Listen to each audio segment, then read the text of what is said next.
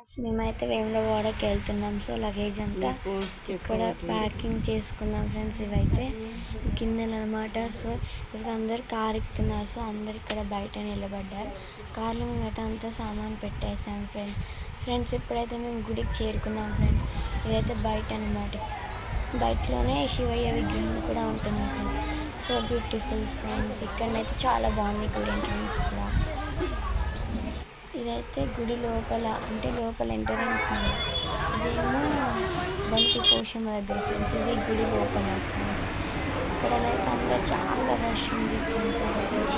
బయటికి ఇక్కడనైతే మార్నింగ్ గుడి చాలా రష్ ఉంది ఫ్రెండ్స్. అయితే బాగుంది, తీసుకొని వచ్చేసాం. చూడండి ఫ్రెండ్స్. ఓకే ఫ్రెండ్స్, ఇది వచ్చేసి గుడి బయట అనమాట. అయితే రియల్ తోలుతో చేసాను. Okay friends, bye friends.